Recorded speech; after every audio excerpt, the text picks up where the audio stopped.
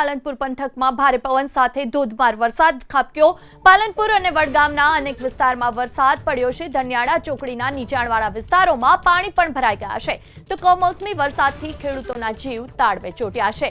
અત્યારે મેનો ભર ઉનાળો છે અને છતાં કમોસમી વરસાદ વરસી રહ્યો છે અને સ્થિતિ એવી છે કે અનેક વિસ્તારોમાં પાણી પણ ભરાઈ ગયા છે, જેને કારણે ખેડૂતોને ચિંતા સતાવી રહી છે। પાલનપુર પંથકમાં વરસાદ વરસ્યો છે। પાલનપુર અને વડગામના અનેક વિસ્તાર એવા છે કે જ્યાં વરસાદ ખાબક્યો છે।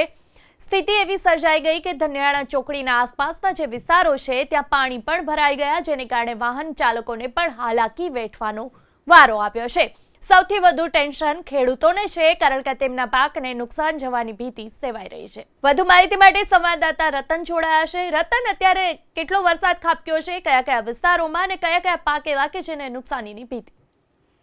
ચોક્કસથી પાલનપુરની વાત કરીએ તો પાલનપુરથી જે વડગામ જતો માધુપુરા રસ્તા ઉપર અને જે ધનિયાળા ચોકડીથી જે દાતા જતો મુખ્ય અંબાજી જતો રસ્તો છે, અચાનક જે સવારથી ગરમીને જે લઈને જે ઉકળાટ બાદ જે વરસાદ જે ઝાપટું પડ્યું છે, એ ઝાપટાને લઈને જે રોડ ઉપર 3 ફૂટ જેટલા પાણી ભરાયા છે ને તેને લઈને વાહન ચાલકોને મુશ્કેલી પડી રહી છે। અત્યારે તો જે નાના વાહનો છે કે ફોર વ્હીલર ગાડીઓ છે એ બંધ કરવાની બી સમસ્યા સામે આવી છે। લોકો જે વરસાદના પાણીને લઈને જે તમારો કોલ હોલ્ડ પર।